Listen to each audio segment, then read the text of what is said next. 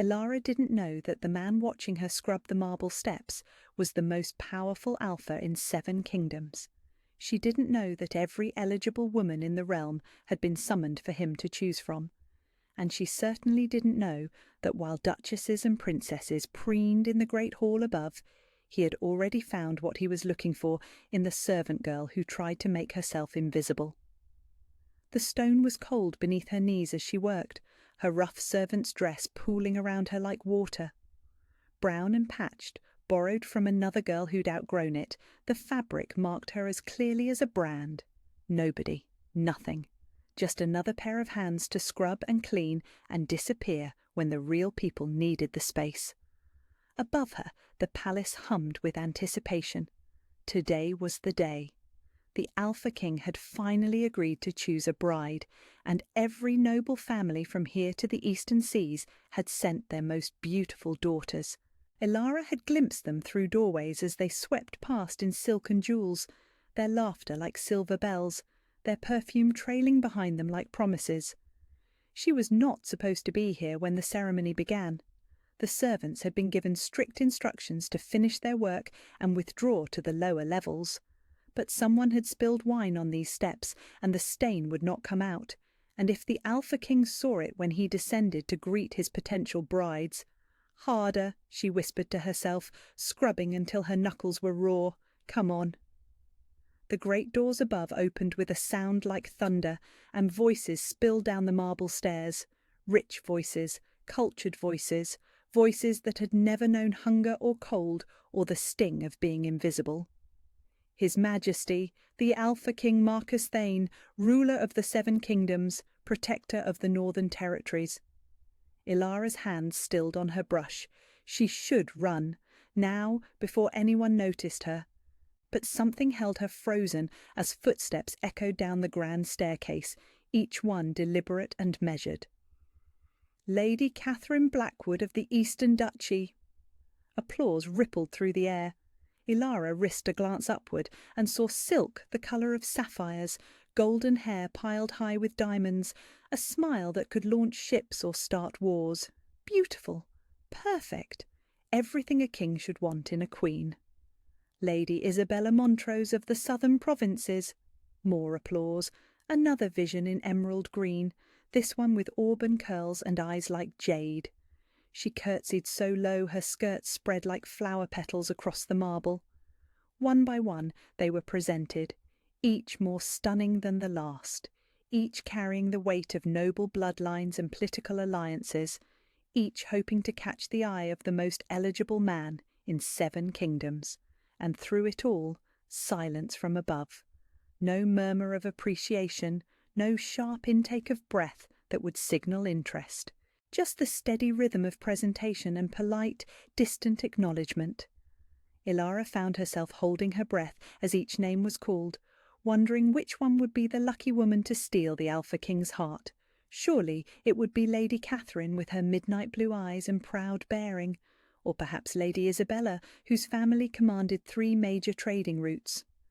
The presentations continued. Lady Vivian of the mountain clans, with her striking silver hair and warrior's grace. Lady Rosalind of the coastal regions, whose beauty was matched only by her family's vast shipping empire. Lady Penelope of the wine country, who moved like liquid silk and smiled like summer sunshine. But still, that terrible silence from above. Ilara shifted on her knees, trying to work quietly, invisibly. The wine stain was almost gone now, just the faintest shadow on the white marble. She could finish and slip away before anyone noticed her presence. Lady Evangeline of the Northern Reaches. The last name, the final presentation. Surely this would be the one. Lady Evangeline was legendary for her beauty, her wit, her family's vast lands that bordered 3 kingdoms. If anyone could capture the interest of the Alpha King, it would be her. But as the applause faded and the great hall fell into expectant silence, Ilara heard something that made her blood run cold. Footsteps, coming down the marble stairs, heavy boots against stone, moving with purpose and power, coming toward her. Panic shot through her chest like lightning. She scrambled to gather her cleaning supplies, but her hands were shaking now, and the brush clattered against the bucket with a sound that echoed through the corridor like a bell. The footsteps stopped. Ilara's breath caught in her throat. Slowly, terribly, she lifted her eyes. Storm-grey eyes looked back at her, eyes that seemed to see straight through skin and bone to the secret places where she hid her hopes and fears and dreams. Eyes that belonged to a face carved from marble and moonlight, sharp cheekbones, and a jaw that spoke of power barely held in check. The Alpha King stood 3 steps above her, and he was looking at her like she was the answer to a question he'd been asking his entire life. "What's your name?" His voice was rough velvet, dark honey over broken glass. The words stuck in her throat. She cleared it and tried again. "Ilara, Your Majesty." "Ilara?" He said it slowly, like he was tasting wine, rolling it around on his tongue to savour the flavour. "How long have you worked in the palace?" 3 years, Your Majesty." The words came out in a whisper. She was still on her knees, still clutching her cleaning supplies like they might save her. "I'm sorry. I know I shouldn't be here. I was just finishing." "Look at me." The command was soft but undeniable. Against every instinct screaming at her to bow her head, to make herself smaller, to disappear, Ilara lifted her chin and met his gaze. Heat shot up her arm like fire in her veins. Not the heat of embarrassment or fear, but something else entirely. Something warm and golden that spread through her chest and settled behind her sternum like a second heartbeat. Impossible. The Alpha King's eyes widened, and she saw the exact moment recognition hit him. His nostrils flared slightly, and his hands clenched at his sides. "You!" he breathed, and the single word carried the weight of revelation, of destiny, of everything changing in the space between one heartbeat and the next. Before Ilara could ask what he meant, before she could process the impossibility of what was happening, voices echoed from above. "Your Majesty?" A concerned advisor's tone. "The ladies are waiting for your decision." The Alpha King never took his eyes off Ilara's face. "Send them home." "Your Majesty?" "All of them." His voice carried the ring of absolute authority, the kind of power that moved mountains and toppled kingdoms. "Send them home with my gratitude for their presence, but the selection is complete." Ilara's heart stopped beating. Surely she'd misunderstood. Surely he didn't mean... "But Your Majesty, you haven't chosen..." "I have." Marcus Thane, Alpha King of the 7 Kingdoms, extended his hand toward a servant girl kneeling on marble stairs with a cleaning brush in her trembling fingers. "Lady Ilara will be my queen." The words hit the air like stones dropped in still water, sending ripples of shock and disbelief through the palace above. Gasps and murmurs and the sharp sound of someone's fan snapping closed echoed down the stairway. Ilara stared at his outstretched hand like it might bite her. "Your Majesty, there's been a mistake. I'm not a lady, I'm just—" "You're mine." The words were quiet, certain, final as a judge's decree. "You've always been mine. I've been waiting for you." The golden warmth in her chest pulsed like a living thing, and she realized with dawning horror that some part of her, some deep and primitive part she'd never known existed, recognized the truth in his words. The mate bond. She'd heard whispers of it from the other servants, stories told in hushed voices about wolves who found their other halves, their perfect matches, their destined partners. But those were fairy tales for people who mattered, not servant girls who scrubbed floors and lived on leftovers. "I can't," she whispered, but even as she said it, her hand was lifting toward his, drawn by forces beyond her understanding or control. "You can!" His fingers closed around hers, warm and strong and impossibly gentle. "Trust me." And despite every logical reason why this was impossible, despite the shocked whispers from above and the voice in her head screaming that servant girls didn't become queens, Ilara found herself nodding. She found herself believing. She found herself taking the hand of the Alpha King and letting him pull her to her feet, leaving her cleaning supplies scattered on the marble steps like the remnants of her old life. Because maybe, just maybe, fairy tales weren't only for people who mattered. Maybe they were for girls named Elara who scrubbed floors and dreamed impossible dreams. Maybe they were for her. Elara woke to sunlight streaming through windows that had no business being in her tiny servants' quarters. For a blessed moment she thought the previous day had been nothing more than an elaborate dream, the kind of impossible fantasy her mind conjured when scrubbing floors grew too monotonous and her thoughts wandered to forbidden places. Then she saw the dress. It hung from a mahogany wardrobe that definitely hadn't been there the night before, the fabric catching the morning light like captured starlight. Silk the colour of winter sky, with tiny pearls sewn along the neckline that winked like stars. The kind of dress she'd only ever seen from a distance, carried past her in the arms of ladies' maids attending to women who mattered. A dress meant for her. Her stomach twisted with something that might have been excitement or might have been terror. She couldn't tell the difference any more. A gentle knock at the door made her pull the blankets up to her chin. "Come in." The woman who entered wasn't one of the servant girls Elara knew. This was Lady Margaret, the head housekeeper, a woman who commanded respect from duchesses and intimidated visiting dignitaries with a single raised eyebrow. "Good morning, my lady." The title sat strangely in the air between them.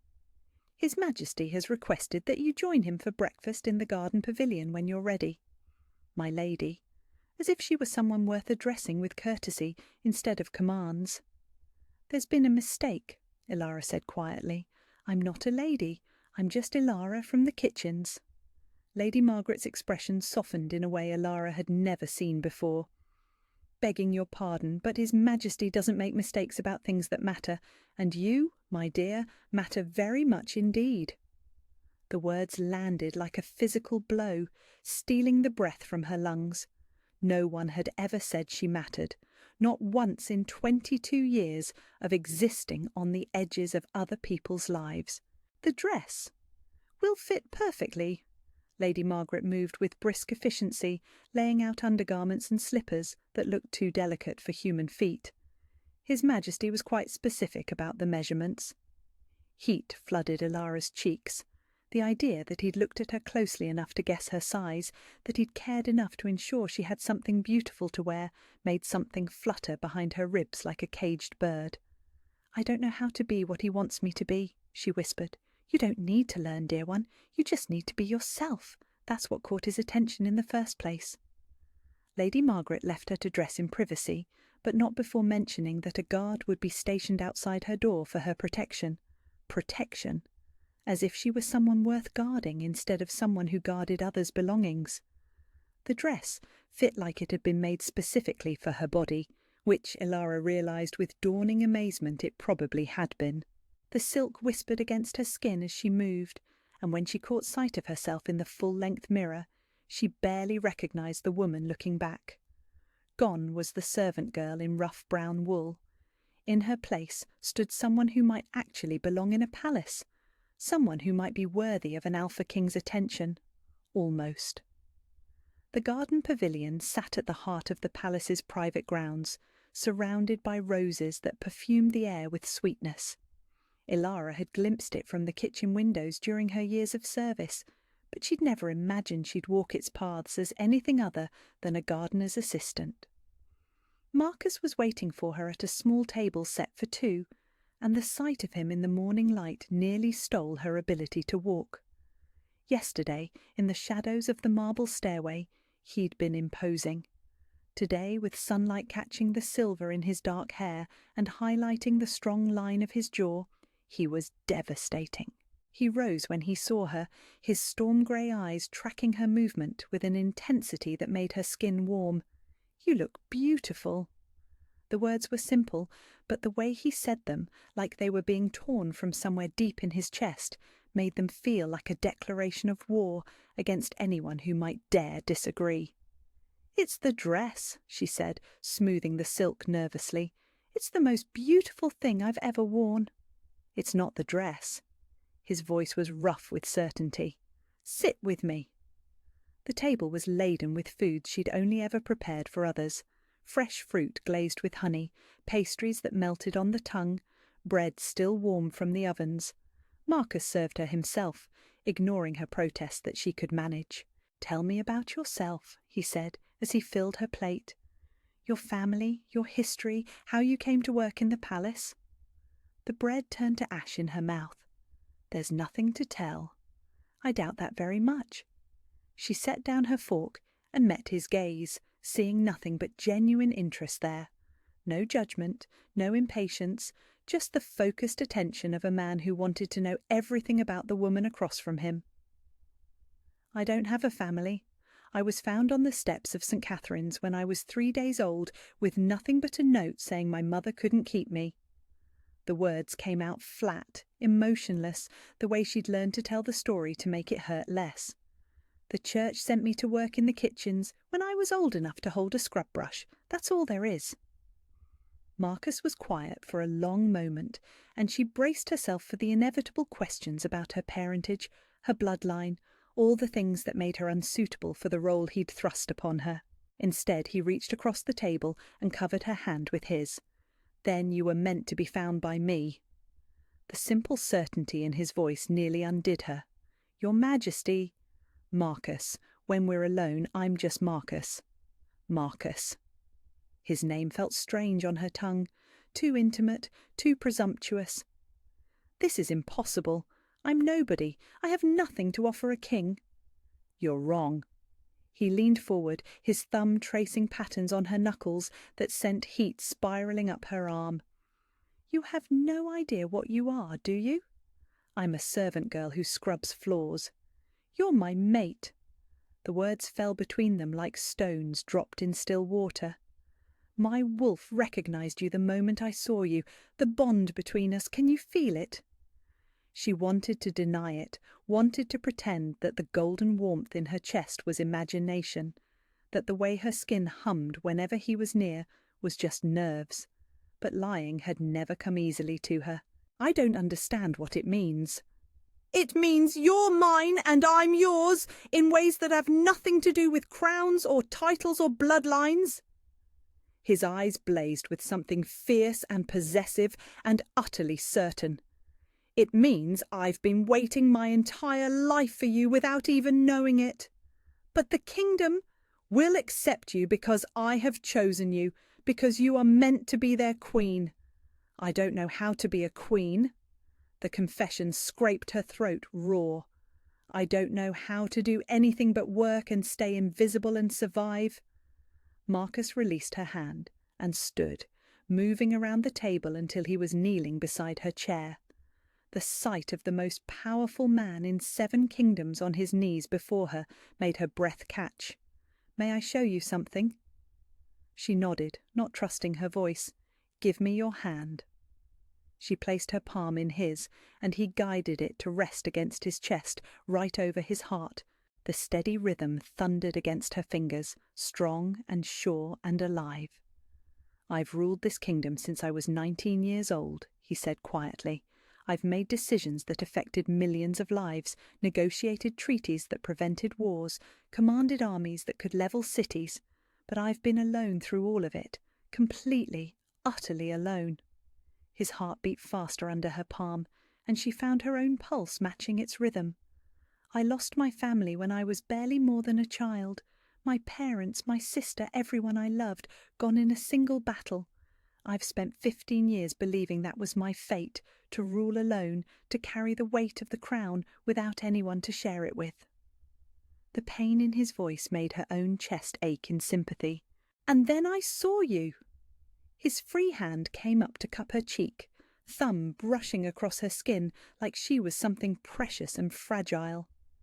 "And for the first time in 15 years, I wasn't alone anymore. My wolf sang Ilara, actually sang with joy." Tears pricked her eyes at the raw honesty in his voice. "But I'm not qualified to—" "Neither was I when I inherited the throne. We'll learn together." The promise in those words, the idea that she wouldn't have to face this impossible future alone, made something crack open in her chest. some wall she'd built around her heart to protect it from wanting things she could never have. "The nobles will never accept me," she whispered. "Then they'll learn to, or they'll find themselves replaced by people who understand that worth isn't determined by bloodlines." The conviction in his voice made her believe, for just a moment, that maybe fairy tales could come true for girls like her. "I'm scared," she admitted. "So am I." His confession startled her. "I'm terrified that you'll decide this is too much, that the pressure and the scrutiny and the responsibility will drive you away. I'm terrified that I'm being selfish by asking you to share this burden with me." "You're not asking," she pointed out. "You declared me your queen in front of half the nobility." A flush of colour darkened his cheekbones. "I wasn't thinking clearly. The bond, seeing you there, it overwhelmed every logical thought in my head. If you want to leave, if this isn't what you choose, I'll find a way to— No." The word came out stronger than she'd intended, surprising them both. "I don't want to leave." Relief flooded his features like sunrise. "You don't?" "I'm terrified, and completely out of my depth, and convinced this is going to end in disaster," she said, the words tumbling over each other in their haste to escape. "But I don't want to leave. I want to try." Marcus's smile could have powered the sun. "That's all I ask. We'll take it one day at a time, one challenge at a time, together." "Together," she echoed, and for the first time since yesterday's impossible encounter on the marble steps, she felt like maybe, just maybe, she could do this. Maybe she could learn to be a queen. Maybe she could learn to be worthy of the man who saw something in her that she couldn't even see in herself. Maybe fairy tales weren't just for other people after all. The golden warmth in her chest pulsed like a second heartbeat, and when Marcus leaned forward to press a soft kiss to her forehead, she felt the bond between them strengthen into something that might actually be strong enough to weather the storms ahead. Something that might actually be strong enough to transform a servant girl into a queen. Something that might actually be love. The days that followed were a strange rhythm of gentle domesticity and overwhelming impossibility. Marcus had insisted they take things slowly, with no formal announcements beyond what the court already knew, no wedding plans, no official ceremonies, just time to know each other away from the weight of crowns and expectations. Ilara found herself living in a world she'd never imagined could exist. Mornings brought breakfast in the private garden, where Marcus would read correspondence while she discovered the joy of books from his personal library. Afternoons meant walks through the palace grounds, her hand tucked into the crook of his arm as he pointed out architectural details and shared stories of his ancestors. Evenings were spent by the fire in his study, playing chess and talking until the candles burned low. It was during one of these quiet evenings that she learned to braid flower crowns. "It's foolish," she said, her fingers working automatically as she wove white roses and baby's breath into a delicate circlet. "Something I used to do as a child in the church gardens when I was supposed to be weeding." Marcus watched her work with fascination, his own correspondence forgotten. "Show me." "Your Majesty, you can't possibly—" "Marcus," he corrected gently, "and I can possibly whatever I choose to possibly." His fingers were too large and too impatient for the delicate work, and his first attempt fell apart before he could complete a full circle. But he persisted with the same focused determination she'd seen him apply to treaties and military strategies, until he'd managed something that vaguely resembled her elegant creation. "There!" He held it up with satisfaction that seemed entirely disproportionate to the achievement. "For you." The crown was lopsided and missing half its flowers, but when he placed it on her head with the same reverence another man might reserve for actual jewels, Ilara felt more royal than she had in any of the elaborate gowns hanging in her wardrobe. "Perfect," he murmured, and she believed him. But the peaceful bubble they'd created couldn't last forever. It was on the 7th day that she finally found the courage to ask the question that had been burning in her chest since that first morning in the garden. "Why me?" The words came out during their afternoon walk, startling them both with their sudden intensity. "I need to understand, Marcus. You could have had any woman in 7 kingdoms, women with beauty and breeding and political connections that would strengthen your rule. Why choose someone who brings you nothing but problems?" He stopped walking, turning to face her fully. They were in the rose garden where he'd first placed that ridiculous flower crown on her head, surrounded by blooms that would never be as beautiful as they were in this moment. "You want to know why?" His voice was rough with something that sounded like old pain. "Because every woman who was presented to me saw the crown first and the man second. Because in 15 years of ruling, no one has ever looked at me the way you did on those marble steps. I didn't even know who you were." "Exactly." He stepped closer, his hands coming up to frame her face with a gentleness that made her chest ache. "You saw me, Elara, not King Marcus or his majesty or the most powerful alpha in 7 kingdoms, just me, and you weren't afraid. I was terrified. Not of me, of the situation, of the impossibility of it all, but not of me." His thumbs traced the line of her cheekbones with reverence. "Do you have any idea how rare that is? How precious it is to be seen as a man instead of a title?" The raw honesty in his voice broke something open in her chest, some last wall she'd been holding on to against the tide of feelings threatening to drown her. "I don't know how to be what you need me to be," she whispered. "You already are." He leaned down to press his forehead against hers, their breath mingling in the space between. "You're kind to the servants who used to be your equals. You're curious about everything, eager to learn. You make me laugh in ways I haven't laughed since I was a boy. You make me remember what it feels like to be just Marcus, instead of carrying the weight of a kingdom on my shoulders every moment." The golden warmth in her chest pulsed like a living thing, and she realized with dawning terror that she was falling in love with him.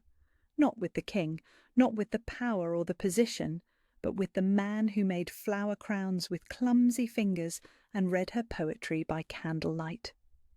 "The court will never accept me," she said, but the protest felt weaker now, less certain. "The court will learn." His voice carried the ring of absolute authority. "And if they don't, they'll be replaced by people who understand that a queen's worth isn't measured by her father's lands or her mother's bloodline." Before she could respond, footsteps echoed on the garden path. Marcus stepped protectively in front of her, his entire demeanour shifting from gentle lover to dangerous predator in the space between heartbeats. "Your Majesty." Captain Torres, the head of the Royal Guard, approached with the brisk efficiency that meant trouble. "Forgive the intrusion, but we have a situation that requires your immediate attention." "What kind of situation?" The temperature around them seemed to drop as Marcus's alpha power pressed against the air. "Lord Blackwood has requested an immediate audience. He's brought a significant contingent of supporters and is making demands regarding the recent situation." Marcus's jaw tightened. "What kind of demands?" "He's questioning the legitimacy of your choice of bride, Your Majesty. He's suggesting that perhaps the decision was made in haste and should be reconsidered." The words hit Elara like physical blows. She'd known this was coming, had been waiting for the other shoe to drop, but hearing it spoken aloud still stole the breath from her lungs. "Tell Lord Blackwood that my private decisions are not subject to his approval or reconsideration," Marcus said, his voice cold enough to freeze flame. "Your Majesty, he's brought Lady Catherine with him, and representatives from several other noble houses. They're unified in their position." Lady Catherine, the beautiful blonde who should have been chosen, whose family commanded respect and political power. Who would have been the logical, sensible choice for any king who wasn't bound by the impossible demands of a mate bond? Elara felt the familiar urge to run rise up in her throat like bile. "I should go." "No." Marcus's hand caught her wrist, his grip gentle but immovable. "You should stay. This concerns you as much as it concerns me." Marcus, please. This will be easier if I'm not there to remind them of what they're objecting to. Easier for whom? His storm grey eyes blazed with something fierce and possessive. I won't have you hiding from bullies who think they can intimidate us into changing our minds. Your Majesty, Captain Torres said carefully. Perhaps it would be wise to hear what they have to say. Lord Blackwood commands significant influence among the Eastern nobility. I don't care if he commands influence among the gods themselves, Marcus snapped. He doesn't command me. But Ilara could see the tension in his shoulders, the way his free hand clenched and unclenched at his side. This wasn't just about their personal happiness anymore. This was about the stability of his kingdom, the loyalty of his nobles, the delicate balance of power that kept 7 kingdoms united under his rule. Go, she said quietly. Handle this. I'll wait for you. Ilara, I'll be fine. She managed what she hoped was a reassuring smile. I'm not going anywhere. I promised, remember? Marcus searched her face for a long moment, then nodded reluctantly. I'll deal with this quickly. Take all the time you need. I'll be in the library. He kissed her forehead with the same reverence he'd shown the flower crown, then strode away with Captain Torres, his bearing every inch the powerful king she sometimes forgot he was when he was making her laugh over chess games. Ilara watched until he disappeared around the corner, then sank onto the stone bench where they'd shared so many peaceful moments. The roses around her suddenly seemed less vibrant, their perfume cloying instead of sweet. She'd known this moment would come, had been preparing for it since that first impossible day when he'd chosen her over princesses and duchesses. The reasonable part of her mind had always known that loving him meant sharing him with a kingdom full of people who would never think she was good enough. The golden warmth in her chest pulsed with steady reassurance, the mate bond reminding her that whatever happened in the throne room, whatever demands Lord Blackwood made or threats he issued, Marcus had chosen her. Not just as his mate, but as his partner, his equal, his queen. The thought should have been comforting. Instead, as voices raised in anger echoed from the direction of the palace, it felt like the most terrifying responsibility in the world. Because loving Marcus meant more than just accepting his love in return. It meant being worthy of the faith he'd placed in her, worthy of the kingdom he was asking her to help rule. It meant being strong enough to face down nobles who would always see her as the servant girl who'd stolen their king. And as the shouting from the palace grew louder, Ilara wasn't entirely sure she had that kind of strength. But she was going to have to find it, for Marcus, for the kingdom, for the impossible fairy tale that had somehow become her reality. The mate bond pulsed with warm reassurance, and she closed her eyes and tried to believe that love would be enough to see them through whatever storm was brewing. It had to be enough, because the alternative was losing the only person who'd ever made her feel like she mattered, and that wasn't something she was prepared to face. Not when she'd only just learned what it felt like to be chosen. Not when she'd only just learned what it felt like to choose back. 2 weeks later, Marcus announced they would attend the Harvest Moon Ball. Absolutely not, Ilara said, from her position curled in the window seat of his study, a book of poetry forgotten in her lap. Have you lost your mind? Probably. Marcus looked up from the correspondence he'd been reviewing, his storm-grey eyes dancing with something that might have been amusement. But we can't hide forever, love. The kingdom needs to see us together, needs to understand that this isn't some passing fancy or political misstep. The endearment still made her stomach flutter, even after 2 weeks of hearing it. They need to see you with someone appropriate, someone who won't embarrass you in front of foreign dignitaries and rival kingdoms. You couldn't embarrass me if you tried.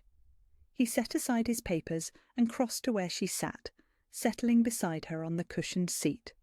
Besides, you've been working with the etiquette masters for days. Lady Margaret says you're a natural. Lady Margaret is being kind. Ilara leaned into his warmth despite her protests. I can curtsy without falling over, and I know which fork to use for the fish course. That hardly qualifies me to represent the crown at the social event of the season. Marcus's arm tightened around her shoulders. The Harvest Moon Ball isn't about forks and curtsies, Ilara. It's about showing the kingdom that their future queen is strong enough to face whatever challenges come her way. What if I'm not? Then we'll face them together. His lips brushed her temple with familiar tenderness. But you are stronger than you know. You've already survived things that would break most people. The argument was one they'd been having in various forms since Lord Blackwood's confrontation 2 weeks ago. Marcus had emerged from that meeting with his jaw set in dangerous lines, and had refused to discuss what demands had been made or what threats had been issued. All he would say was that certain nobles needed to be reminded of their place, and the best way to do that was to show them that his choice was final and unshakable. Hence the ball, hence Ilara's current state of barely controlled panic. "The dress arrived this morning," she said weakly, making one last attempt at protest. "I know. I commissioned it specifically for you." His voice carried the satisfaction of a man who knew he'd chosen well. "Midnight blue silk with silver threading that matches your eyes when you're angry." Heat flooded her cheeks. "You've memorized the colour of my eyes when I'm angry?" "I've memorized everything about you." The confession was spoken against her hair with such quiet intensity that it stole her breath. "The way you bite your lower lip when you're thinking, how you tilt your head when you're listening to something you find fascinating, the exact sound you make when you're trying not to laugh at my terrible chess strategy." "Your chess strategy isn't terrible," she protested, then immediately undercut herself by adding, "It's just enthusiastic." Marcus's laughter rumbled through his chest, and she felt some of her anxiety ease at the familiar sound. This was why she'd fallen in love with him, not the king who commanded kingdoms, but the man who laughed at her gentle teasing and memorized the colour of her eyes. "We don't have to stay long," he said, his voice coaxing. "One dance, a few strategic conversations, enough time for everyone to see that you belong at my side. Then we can retreat back here, and I'll read you more terrible poetry while you demolish my chess pieces." The offer was tempting, but Ilara couldn't shake the feeling that this ball would be different from their quiet evenings by the fire. This would be public, political, a test she wasn't sure she was ready to take. What if they're right? The question escaped before she could stop it. What if I really am just a servant girl playing dress-up in a fairy tale that was never meant for someone like me? Marcus went very still beside her. When he spoke, his voice carried the weight of absolute conviction. "Look at me." She turned to face him, seeing herself reflected in those storm-grey eyes that had seen through her from the very beginning. "You are not playing dress-up. You are not pretending to be something you're not. You are exactly who you were always meant to be, my mate, my queen, my partner in everything that matters." His hands came up to frame her face with infinite gentleness. "The servant girl who scrubbed those marble steps was already royal, Ilara. She just needed someone to see it." The golden warmth in her chest pulsed with steady reassurance, the mate bond singing with his certainty. And despite every logical argument her mind could conjure, despite every fear that whispered she wasn't worthy, Ilara found herself believing him. "One dance," she said finally. "One dance," he agreed, then smiled in a way that suggested he knew perfectly well one dance would turn into an entire evening. "And Ilara, wear the sapphire necklace. It brings out your eyes when you're being magnificent." The night of the Harvest Moon Ball arrived with all the pageantry and politics Ilara had feared. The great ballroom blazed with candlelight and crystal, filled with the most powerful people in 7 kingdoms. Duchesses glittered in jewels worth more than most people earned in a lifetime. Foreign princes displayed their wealth through elaborate court dress, and the air hummed with conversations that could reshape borders and topple governments. Ilara stood at the top of the grand staircase in her midnight blue gown, Marcus's arm solid and reassuring beneath her gloved hand, and tried to remember how to breathe. "Ready?"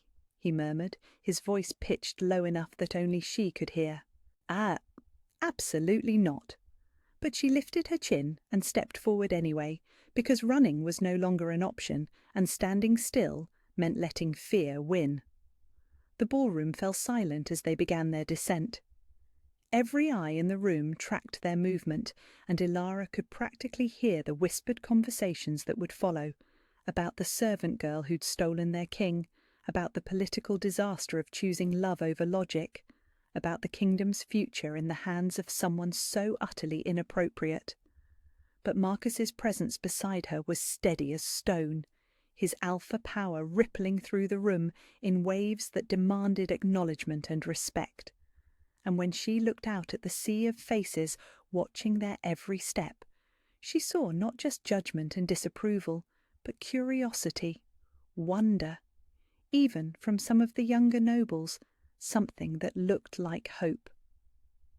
They reached the bottom of the stairs to polite applause, and Marcus led her directly to the centre of the ballroom floor.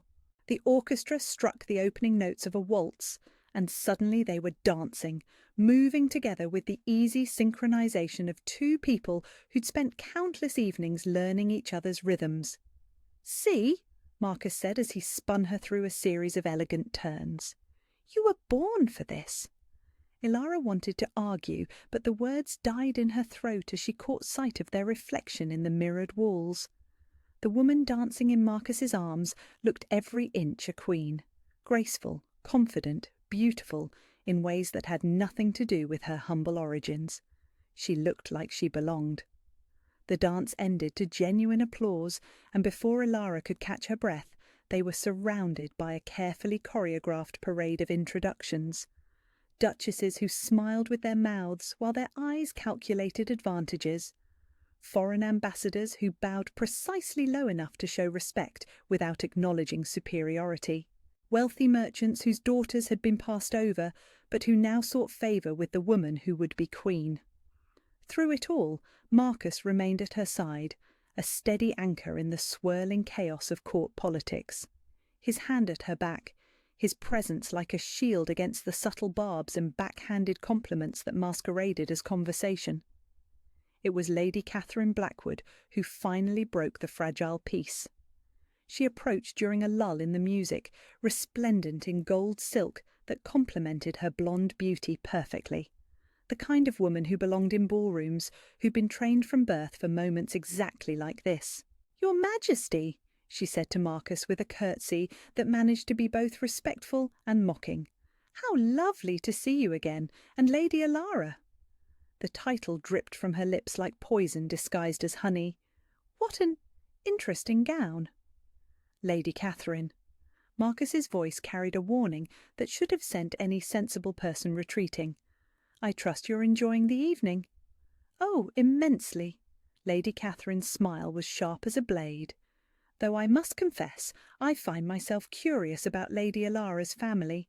I don't believe I've had the pleasure of meeting her parents. Are they travelling? Indisposed?" The question landed like a slap, precisely aimed and designed to wound. The ballroom around them seemed to hold its breath, waiting to see how the servant girl turned queen would handle this most basic of social challenges. Ilara felt heat flood her cheeks, felt the familiar urge to shrink and hide and apologize for existing. But then Marcus's hand tightened on her waist, and the golden warmth of the mate bond pulsed with steady encouragement. She was not alone. She was not powerless. She was the woman the Alpha King had chosen, and that meant something. "My parents are deceased," she said clearly, her voice carrying across the suddenly quiet ballroom. "I was orphaned as an infant and raised by the church. I have no family name to trade on, no inherited wealth to display, no political connections to leverage." Lady Catherine's eyes glittered with triumph, clearly expecting this admission to be the killing blow. Ilara smiled. "What I have," she continued, her voice growing stronger with every word, "is the honour of being chosen by His Majesty, not for what my father could offer, but for who I am. Not for lands I inherited, but for loyalty I've earned. Not for a bloodline stretching back centuries, but for a future I'm helping to build." The ballroom was utterly silent now, every person straining to hear this unprecedented response. "I may not have been born to this role," Ilara said, meeting Lady Catherine's gaze directly, "but I was chosen for it, and I intend to prove worthy of that choice every single day." The silence stretched for what felt like an eternity. Then, from somewhere in the crowd, came the sound of slow, deliberate applause. Other hands joined in, then more, until the entire ballroom rang with genuine appreciation for a response that had turned expected humiliation into triumph. Lady Catherine's face had gone pale with shock and fury. She opened her mouth to respond, but her father's voice cut across the room like a whip. "Catherine!" Lord Blackwood emerged from the crowd, his face carved from stone. "I think you've said quite enough." But the damage was already done, not to Ilara, but to the Blackwoods themselves. By attacking the future queen so publicly, so crudely, Lady Catherine had revealed herself as petty and vindictive. By contrast, Ilara's gracious response had shown exactly the kind of dignity and strength the kingdom would want in their queen. Marcus stepped forward, his alpha presence filling the room with dangerous promise. When he spoke, his voice carried to every corner of the ballroom. "Lord Blackwood, Lady Catherine." His tone was politely cordial and absolutely lethal. "How good of you to provide such a clear demonstration of why some people are chosen to lead and others are not." Lord Blackwood's jaw tightened, but he was too experienced a politician to push further in such a public forum. "Your Majesty, if you'll excuse us, I believe my daughter has developed a sudden headache." "Of course." Marcus's smile was all teeth. "Please, see that she gets the rest she needs." As the Blackwoods retreated with what dignity they could salvage, conversation slowly resumed around the ballroom. But now the whispers carried a different tone. Not scepticism about Ilara's worthiness, but admiration for her grace under pressure. "Well," Marcus murmured against her ear, as he led her into another dance, "I'd say that went rather well." Ilara's laugh was shaky but genuine. "Is it always going to be like this? The politics, the challenges, the people trying to test your resolve?" Marcus spun her through a turn that left her breathless. "Probably." "Wonderful! But you handled it perfectly, better than perfectly. You showed them exactly who you are, strong, gracious, unshakable. Everything a queen should be." The golden warmth in her chest blazed with pride and love, and the absolute certainty that she was exactly where she belonged, not because she'd been born to it, but because she'd chosen it, because she'd been chosen for it. As the music swirled around them and the candlelight caught the silver threading in her midnight blue gown, Ilara finally understood what Marcus had been trying to tell her all along. She wasn't pretending to be a queen, she was becoming one, and that made all the difference in the world. The morning after the Harvest Moon Ball brought a transformation Ilara hadn't expected.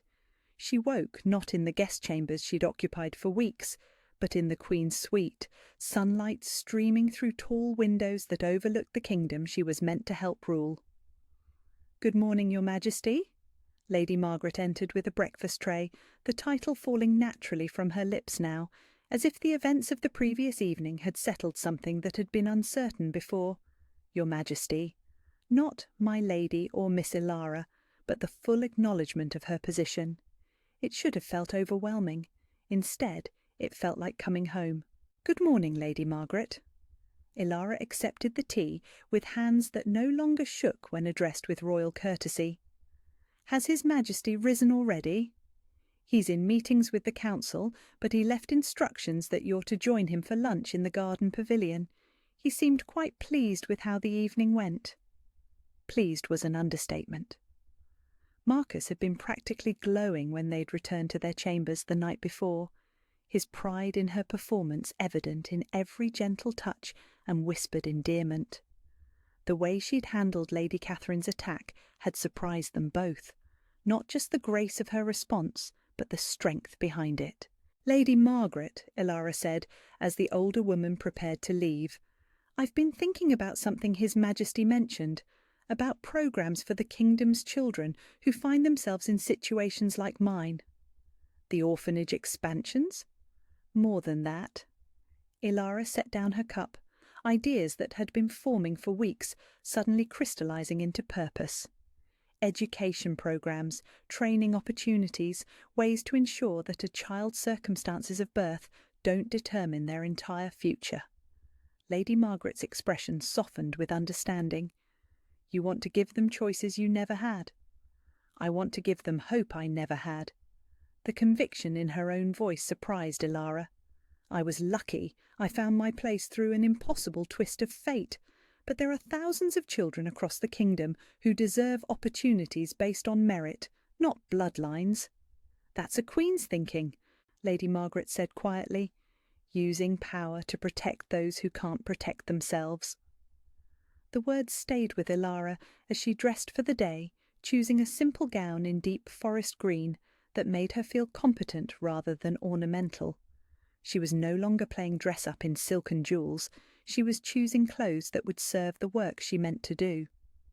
The garden pavilion had been transformed since her first breakfast there weeks ago. Where once it had felt like a private sanctuary, now it felt like a planning centre. Marcus had spread maps and correspondence across the table, his attention focused on what appeared to be reports from across the kingdom. "Good morning, love." He looked up as she approached, his smile immediate and warm. "I trust you slept well?" "Better than I have in weeks." She settled beside him, studying the papers that covered their usual breakfast space. "What's all this?" "Responses to last night." His satisfaction was evident. "Lords and ladies from across the kingdom expressing their support for our union, trade agreements from neighbouring kingdoms who are impressed by their future queen's diplomacy, and 3 marriage proposals for you from foreign princes who apparently didn't get the message that you're spoken for." Heat flooded her cheeks. "Marriage proposals?" "Which I've politely declined on your behalf." Marcus's tone suggested the refusals had been anything but polite. "Though Prince Eric of the Northern Isles was particularly persistent. He seems to believe that your refreshing directness would complement his established political connections." "How romantic." Ilara's dry response made Marcus laugh, the sound rich with amusement and possessiveness. "I thought so." He gathered the papers into a neat stack, clearing space for their meal. "But enough about admirers you'll never meet. Tell me about this programme Lady Margaret mentioned." For the next hour they talked through Ilara's vision for comprehensive support systems for the kingdom's most vulnerable children. Marcus listened with the focused attention he brought to military strategies and trade negotiations, asking pointed questions and offering suggestions that revealed just how deeply he understood both governance and her heart. "It's ambitious," he said finally. "It will require significant resources and careful implementation. The noble families who profit from cheap labour won't be pleased."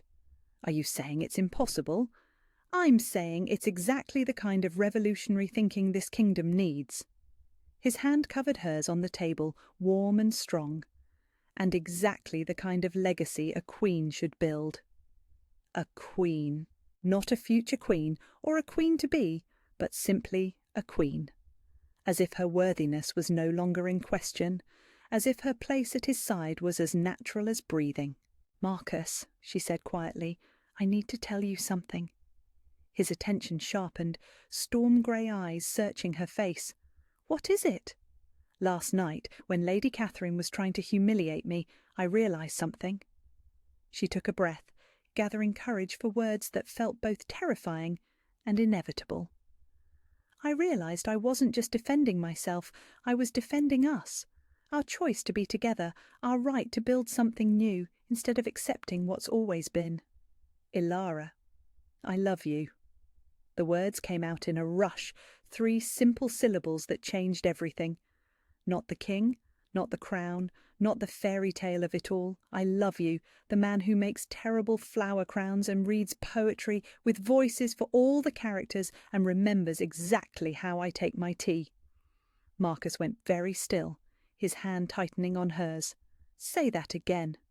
"I love you." This time the words came easily, carried by certainty she'd never felt about anything else in her life. "I choose you, Marcus, not because of the mate bond or destiny or any supernatural compulsion. I choose you because you saw something in me that I couldn't see in myself, and because you've made me want to become worthy of that vision." "You were already worthy," he said roughly. You were always worthy. Maybe, but I didn't believe it until you showed me how. She turned her hand in his, palm to palm, fingers interlacing. I want to marry you, not because I have to, not because it's expected, but because I can't imagine building a life with anyone else. Marcus's smile could have powered the sun. Is that a proposal, Your Majesty? It's a choice, she corrected.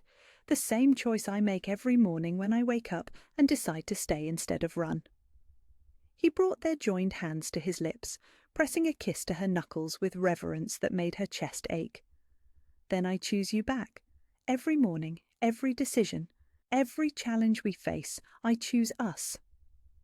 The golden warmth of the mate bond blazed between them, but now it felt different, not like a compulsion or obligation, but like a celebration of something they'd built together through patience and trust and the decision to see each other clearly. When?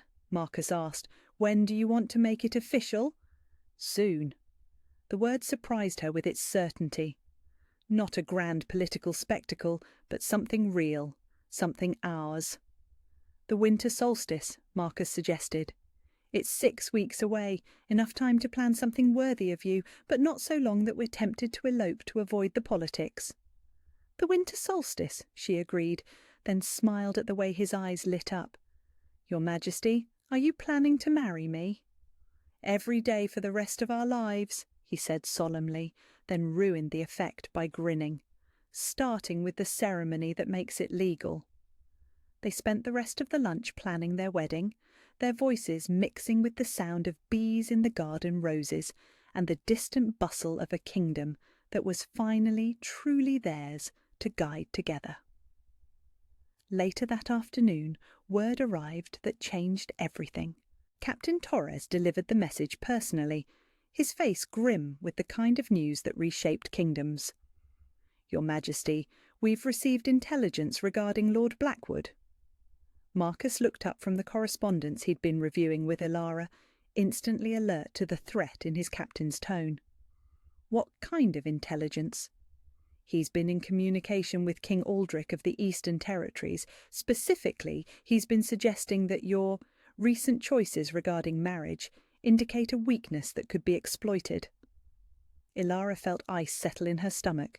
She'd known Lord Blackwood was angry about his daughter's rejection, but treason was another matter entirely.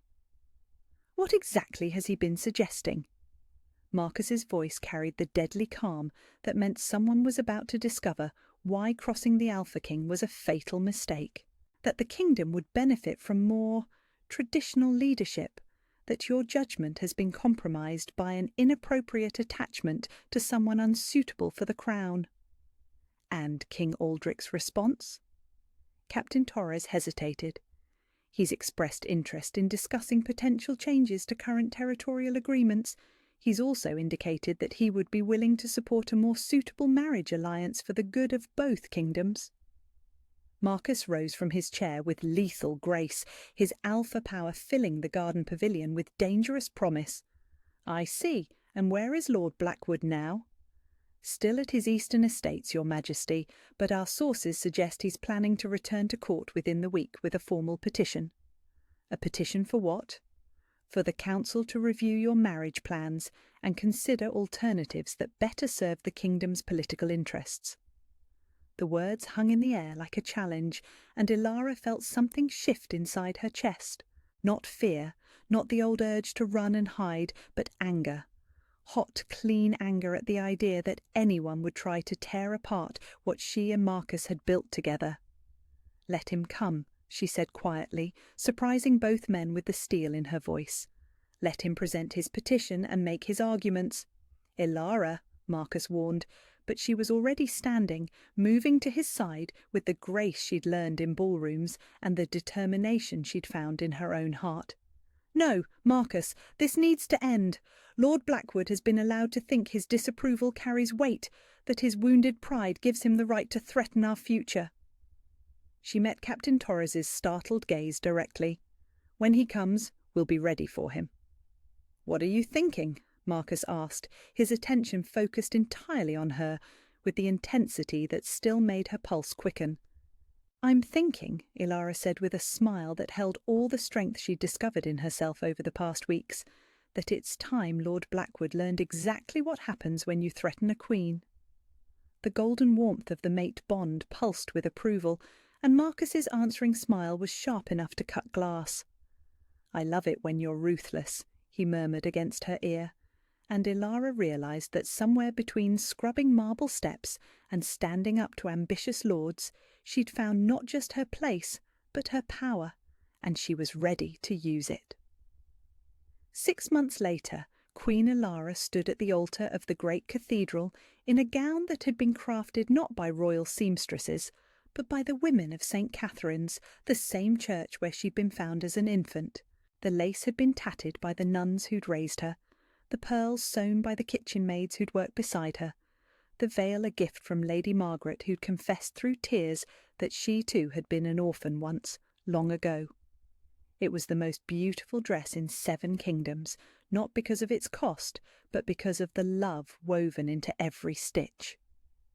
Marcus waited for her at the altar in his ceremonial uniform, storm-grey eyes bright with joy and something deeper than happiness. When she reached him and placed her hand in his, the golden warmth of their bond blazed so brightly that even the non-shifters in the congregation could feel the supernatural connection singing between them. "You look perfect," he murmured as the Archbishop began the ancient words of binding. "I look happy," she corrected, and his smile could have powered the kingdom. The ceremony was everything they'd dreamed, intimate despite the grandeur, meaningful despite the politics, real despite the fairy tale impossibility of it all. When Marcus kissed her to seal their vows, the cathedral erupted in cheers that could be heard 3 districts away. Queen Ilara. Not the servant girl who'd scrubbed marble steps, but the woman who'd chosen to stay and fight and build something beautiful from the ashes of everything she thought was impossible. 1 year later, the kingdom had transformed in ways no one could have predicted. Queen Ilara's education initiative had opened schools in every major city, offering training and opportunities to children regardless of their birth circumstances. Former street orphans now served as palace pages, learned trades, studied law and medicine and engineering. The kingdom prospered under leadership that understood both power and vulnerability, strength and compassion. The royal couple had settled into a rhythm that balanced public duty with private joy. Mornings brought meetings with advisors and foreign dignitaries. Afternoons meant visits to schools and hospitals and community projects. Evenings were for quiet dinners and chess games and the kind of laughter that echoed through palace halls that had been too serious for too long. "The Northlands delegation is impressed with the literacy rates," Marcus reported over breakfast in their private dining room, scanning the morning's correspondence. "They're asking for advisors to help implement similar programs." "Send Lady Catherine," Ilara suggested, buttering her toast with the automatic efficiency of someone who'd learned to manage a kingdom's worth of decisions before her morning tea. "She understands the program structure better than anyone, and she could use the diplomatic experience." Lady Catherine, the former street child who'd become Ilara's chief advisor on educational matters, living proof that the Queen's revolutionary ideas actually worked. "Approved." Marcus made a note in the margin of the report. "What about the trade agreement with the coastal provinces?" "The fishing rights clause needs revision, but the manufacturing partnership looks solid." Ilara had discovered, to everyone's surprise, including her own, that she had an intuitive grasp of economics and resource management. Growing up with nothing had taught her the true value of everything. "I think we can finalise it by month's end." They worked through the morning's agenda with the comfortable efficiency of partners who'd learned to complement each other's strengths. Where Marcus brought military strategy and political experience, Ilara offered fresh perspectives and an understanding of how royal decisions affected ordinary lives. 2 years later brought news that made the entire kingdom celebrate. Queen Ilara was expecting. The pregnancy announcement was made from the same balcony where she'd first appeared as Marcus's chosen bride, But now the crowds below cheered with genuine joy instead of shocked speculation. Their queen had proven herself through deed and dedication, and the prospect of an heir born to parents who'd chosen love over convenience filled the kingdom with hope for the future. "Are you nervous?" Marcus asked as they prepared for bed in their chambers, his hand resting protectively over the slight curve of her stomach. "Terrified," Ilara admitted. "I don't know anything about being a mother. What if I'm terrible at it?" "You've mothered half the orphans in the kingdom," Marcus pointed out. "You have the biggest, most loving heart of anyone I've ever known. Our child will be lucky to have you." The baby's first movements came during a full moon, and Marcus's wolf nearly burst through his skin with pride and protectiveness. When Ilara laughed at his overreaction, her own long-suppressed wolf stirred in response, recognizing the strength of their mate and the life they were creating together. 5 years later, twin princes raced through the palace halls while their parents held court, and everyone agreed they'd inherited their mother's determination and their father's strength. Prince Alexander favoured diplomatic solutions to playground disputes, while Prince Nicholas preferred more direct approaches to problem-solving. Both showed the kind of instinctive protectiveness toward weaker children that suggested they'd absorbed their parents' values along with their breakfast porridge. "They're going to be handful," Marcus observed as the boys careened past the throne room, chasing a very patient palace cat. "They're going to change the world," Ilara corrected, with the certainty of a woman who'd learned that the impossible was just another word for hasn't happened yet. The royal family was beloved throughout the kingdom, not just for their power, but for their accessibility and genuine care for all citizens. Queen Ilara could often be found in the palace gardens, teaching noble children and former orphans alike how to braid flower crowns and tend vegetables. King Marcus had been known to join pick-up football games in the castle courtyard, playing with the same intensity he brought to military campaigns. They ruled with wisdom earned through hardship and love deepened by choice, proving that the best leaders were often those who'd never expected to lead at all. 10 years later, at the celebration of their 10th wedding anniversary, Marcus and Ilara returned to the marble staircase where they'd first met. The palace had been transformed over the decade of their reign. Warmer, more welcoming, filled with the laughter of children and the purposeful energy of people who believed their work mattered.